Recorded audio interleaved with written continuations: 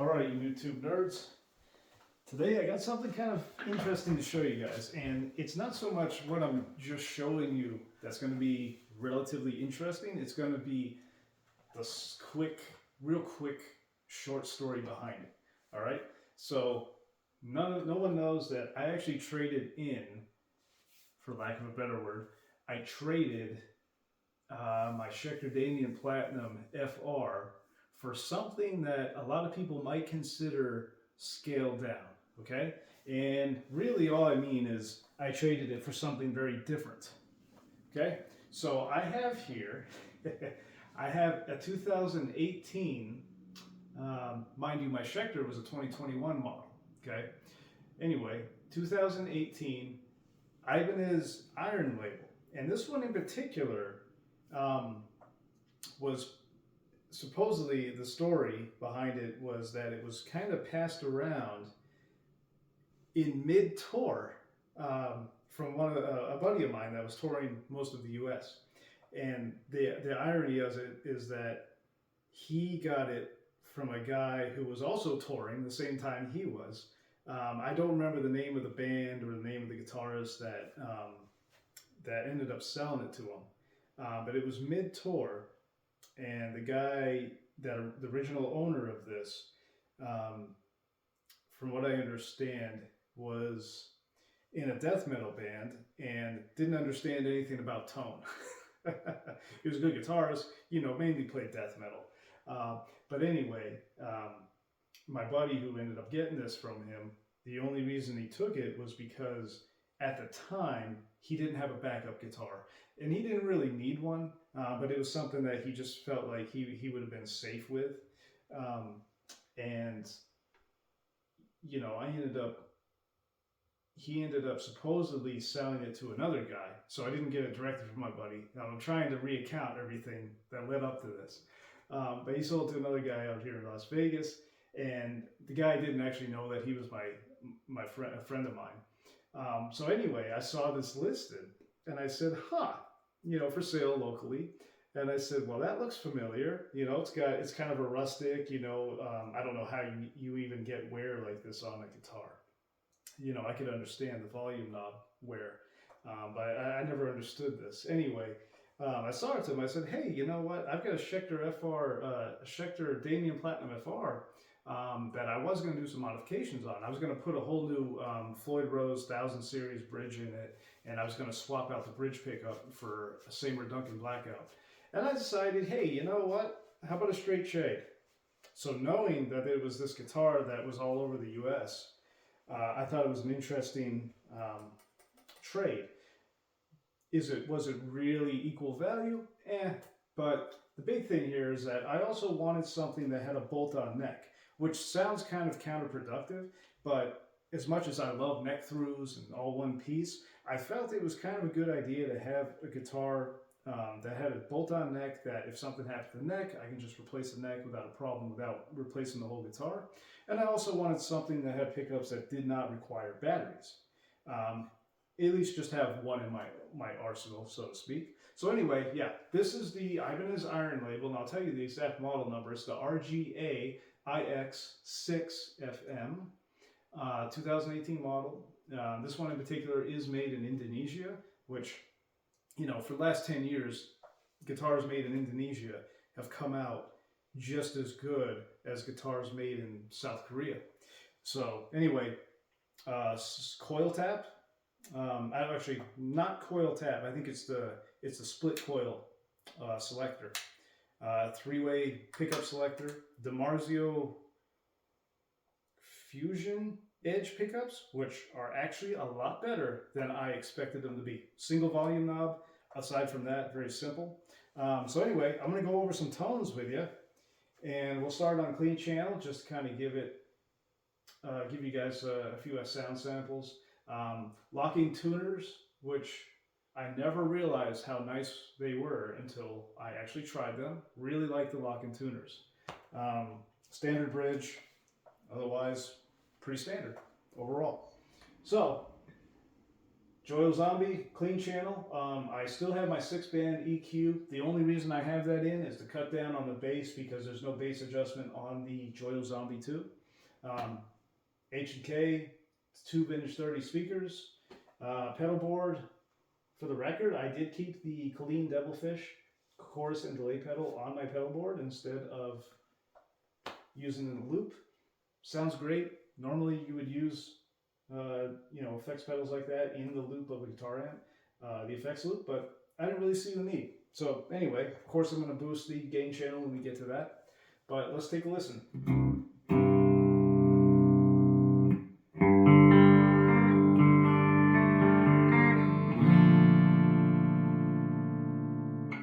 For the record, I have not done a full intonation, so even though each individual string is tuned to drop C, I haven't had a chance to fully go through the intonation, and I just put new strings on this last week. So, just so you're aware.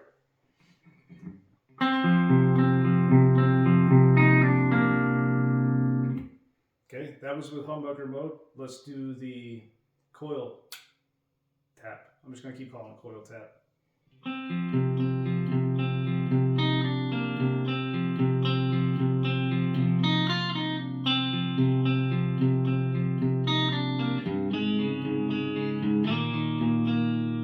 So it sounds pretty good. The coil tap does not really lose a lot of volume compared to a lot of other pickups that I've tried. Especially that M1000 I had with the EMG, oh God, what were they? 57s. The 57s, they did a coil tap or split coil function, but you lost a lot of volume, way more than this. So anyway, let's throw on a little bit of delay in chorus, coil tap, so single coil function, same riff.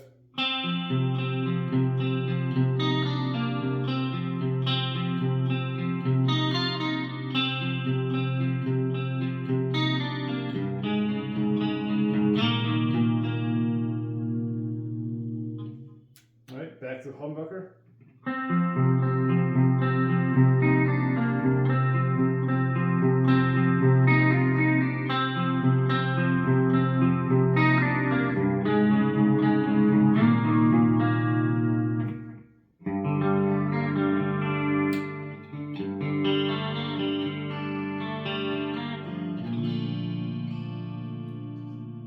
So real nice, crisp split coil function. I think it sounds incredible. My original plan was that this being cheaper to modify technically, I was going to put a new bridge pickup in. I may still do that as long as I find one that's still able to be coil split, but for the time being, the output of these pickups surprised me. And not just the output, but just the overall aggressiveness when you go to high gain. It sounds really good for a stock pickup I say stock pickup, but it's not really a stock pickup because it's not an Ibanez pickup. So if people say, you don't like the stock pickups that come with a guitar, but they're a brand name pickup, then they're not really stock pickups. So just kind of an FYI for you guys. Anyway, that's enough clean. Let's go high gain. Boosted with the vintage overdrive from Joyo, drive on 0, volume all the way up, tone at about between 1 and 2 o'clock.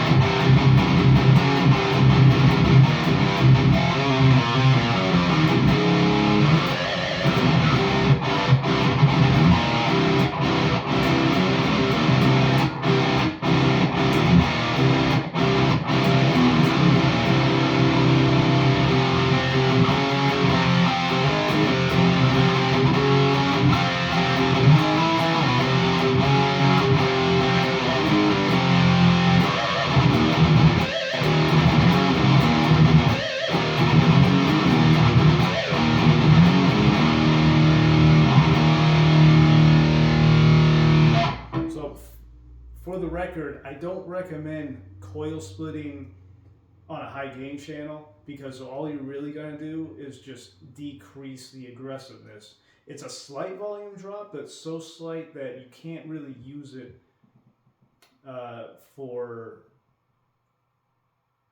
yeah, I mean, single note, it doesn't change the single note definition, so you can't really use it for that. And I'll show you what I mean.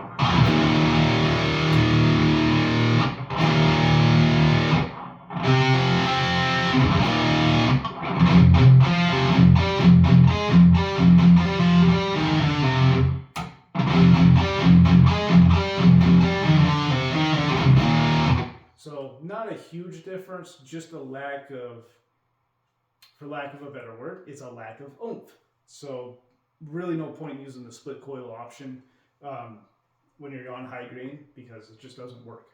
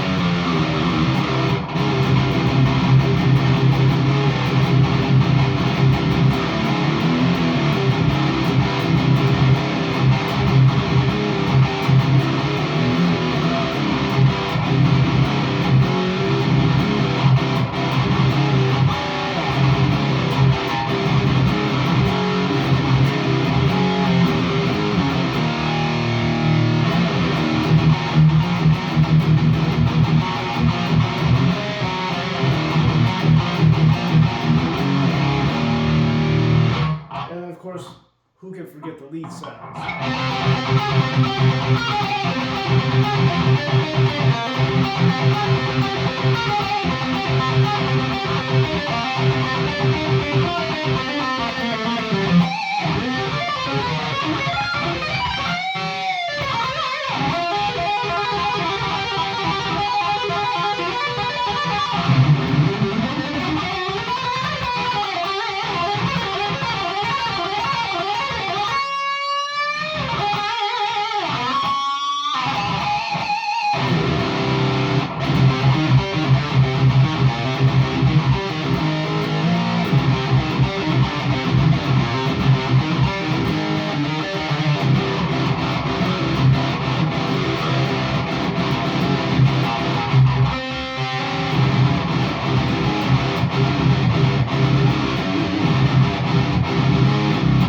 So, in terms of attack, right? If you're doing death metal or classic metal, right? Hard rock, these pickups work really well. But if you're somewhere in between where you're doing a lot of quick stops, not necessarily gent style, it could be somewhere along the lines of a more reserve sound. The attack isn't the same as an active pickup, right? So although it's still good, if you're doing a lot of quick, fast movements and you want to make sure that you hear that those pauses, you might want to upgrade the pickup to something a little hotter. I'm not necessarily saying you have to go out and get the hottest pickup you could find. Not at all. Just a little hotter would be a little better, because personally I love quick attack. I will take quick attack over the highest output any day of the week. So with that being said, I might still swap out the bridge pickup on this for something like a Nazgul, maybe even an Invader. I don't know. But I wouldn't do the rail style Nazgul. If I go that route, I would do the standard Nazgul.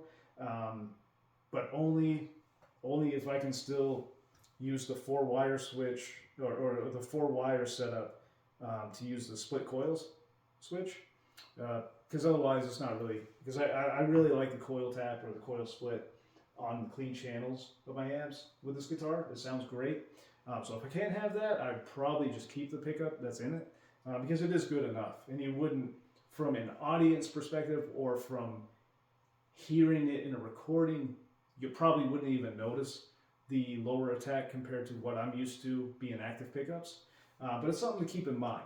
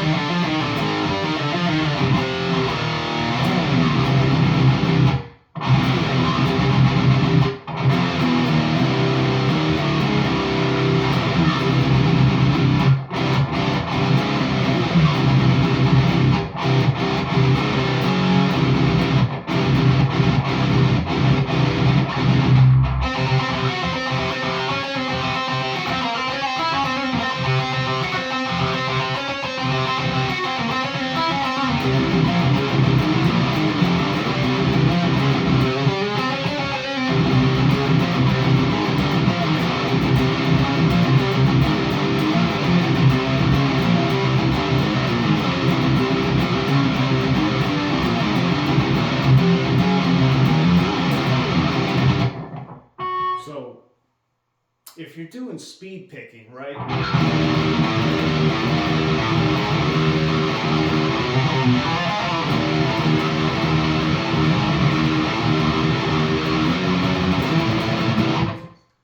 If you're doing the speed picking, you're not going to notice a huge lack of attack. I did not intend for that to rhyme. Sorry. You wouldn't really notice the reduced attack at all. It's only when you're doing quick riffing and those short, quick stops is where you notice it.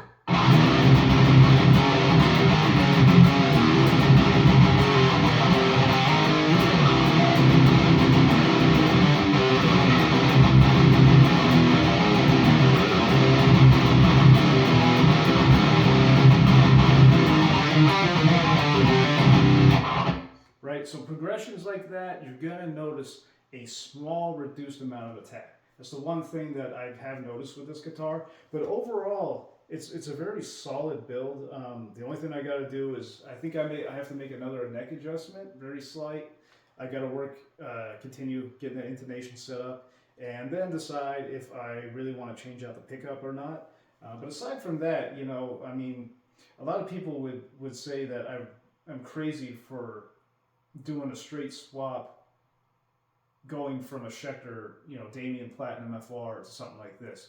Understand that, the overall goal here is to get something that is not reliant on batteries and, pickup wise, and just not, and also be able to swap out the neck if something happens to it. Because my only other guitars all have neck throughs and they all take batteries for the pickups. Well, what if I'm out of batteries, or, what if something happens to the neck of one of my guitars? So that was really the goal here, also to have a small project guitar. I'm probably going to be refinishing the front of it, especially because of the wear marks. And as far as what color, it's not going to be the same color, and it might not keep that transparent finish. I don't know if you guys can really check it out here, but it's almost like a transparent white, for lack of a better description. But I haven't decided what color I'm going to go with. Of course, to do that, I'm going to be taking the strings off, taping off everything that's, I don't want painted. But as far as what color, you guys tell me. What color do you think would look great instead of this particular transparent white? And it could be a solid color. It doesn't matter. But I'd be interested to see what what you guys think in particular. So let me know. Make a comment. Post a comment. Let me think what color. Maybe nothing. Probably nothing like highlighter.